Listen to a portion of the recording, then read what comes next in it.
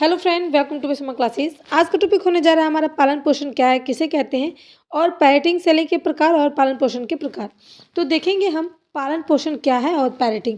तो सबसे पहले मैं आपको एक कन्फ्यूज़न दूर कर दूं कि पालन पोषण और पैरेटिंग दोनों एक ही चीज़ होती है, दोनों की परिभाषा भी सेम होती है और इनकी शैलियाँ, इनके प्रकार भी सेम ही होते हैं।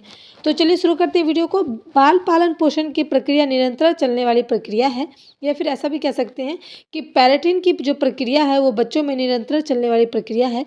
प्रत्येक बालक को अपने माता पिता की आवश्यकता होती है। परिवार के सभी सदस्य समय समय पर बच्चों का मार्गदर्शन करते हैं और वर्तमान जीवन में भविष्य निर्माण पर प्रभाव डालते हैं। यानी कि जितने भी बालक होते हैं उनको माता पिता का बहुत ही ज़रूरत होती है, बहुत ही आवश्यकता होती है, और साथ में परिवार के जितने लोग हैं उनका मार्गदर्शन करते हैं, उनके आगे के जीवन के बारे में उनको बताते हैं, प्रभावी जीवन कैसे होगा, आपका अच्छा जीवन कैसे होगा, मार्गदर्शन वगैरह करते हैं। बच्चों में पालन पोषण और उन्हें वयस्कता में उनके स्वास्थ्य विकास को सुनिश्चित करने के लिए सुरक्षा और देखभाल प्रदान करने की प्रक्रिया ही पालन पोषण कहलाता है। देखेंगे जैसे जो भी बच्चे हैं जिनका पालन पोषण होता है वो वयस्क यानी कि जब तक बड़े हो जाते हैं, उनके स्वास्थ्य, उनका विकास सही ढंग से हो रहा है नहीं, ये सारी चीज़ें जो है पालन पोषण कहलाता है। अब देखेंगे पालन पोषण या फिर पैरेटिंग शैली के प्रकार। ठीक है, शैलियाँ कितनी हैं?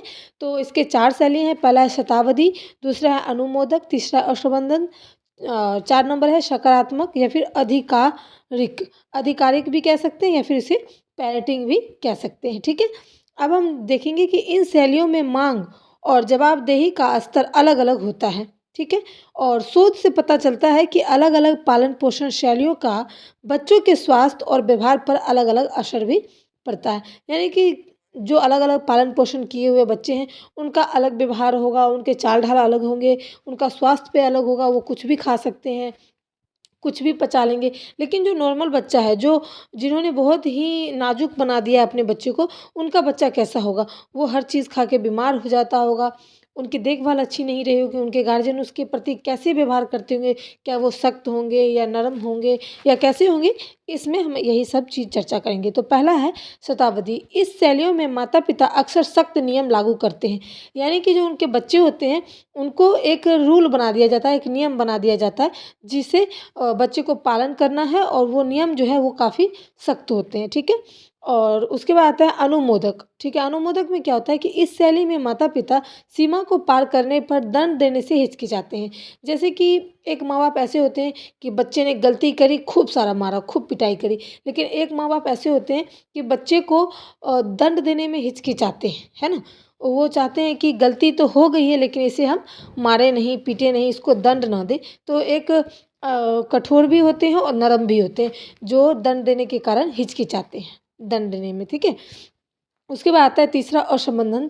इसमें क्या होता है कि माता पिता बचपन के प्रति, यानी कि जो बच्चे होते हैं उसके प्रति अनुत्तरदायित्व, अनुपलब्धियां और अस्वीकार करने वाले होते हैं।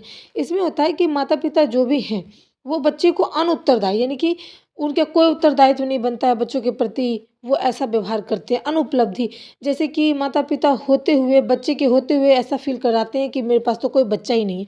तो कुछ ऐसे माँ बाप होते हैं और स्वीकार करने वाले होते हैं, जिसे में ये होता है कि कई बच्चे अनाथ आश्रय में होते हैं। क्यों? क्योंकि उनके माँ बाप उसे असंबंध, यानी कि अनुत्तरदायित्व, अनुपलब्धियां या फिर अस्वीकार करते हैं, तो वो अनाथालय में ऐसे ही बच्चे होते हैं। अब आता है हमारा सकारात्मक। इस शैली में क्या होता है कि माता पिता सजा देने के बजाय मूल्य और स्वतंत्रता को सीखने के लिए सकारात्मक अनुशासन का प्रयोग करते हैं। जैसे कि जो माता पिता समझदार होते हैं, पढ़े लिखे होते हैं, तो उन्होंने जो रूल बनाया है बच्चे ने उसे फॉलो नहीं किया, उस रूल को तोड़ दिया, उस नियम को तोड़ दिया, तो माता पिता उसको ऐसी सजा देते हैं जिससे उसे कुछ सीखने को मिले।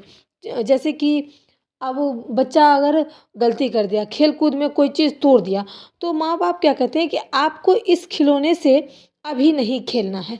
तो उससे ये चीज़ सीखने को मिलता है कि मैंने गलती करी है, तो हमें स्वतंत्रता भी है, यानी कि आज़ादी भी, हम खेल भी सकते हैं और नहीं भी खेल सकते, है ना? उसके और दूसरा ये भी हो सकता है कि माता पिता ने मूल स्वतंत्र, यानी कि बचपन से ही उसको आज़ादी दी हुई रहती है कि जैसे आप कोई गलती करे तो आपको डर लगता है मुझे क्या ऐसा सज़ा मिलेगा। तो माता पिता क्या करते हैं कि आज जो आपको स्कूल का काम मिला है आपको वो होमवर्क पूरा करना है और अभी करना है, ठीक है। तो उसमें आज़ादी भी है और सीखने को भी मिल रहा है। तो कुछ माँ बाप ऐसे होते हैं जिनको हम सकारात्मक के नाम से जानते हैं। ये था हमारा पालन पोषण। उम्मीद करती हूँ कि इस वीडियो में मैंने पालन पोषण और पेरेंटिंग के सभी क्वेश्चन को कवर किया है। वीडियो पसंद आए तो like share support. Thanks for watching my video.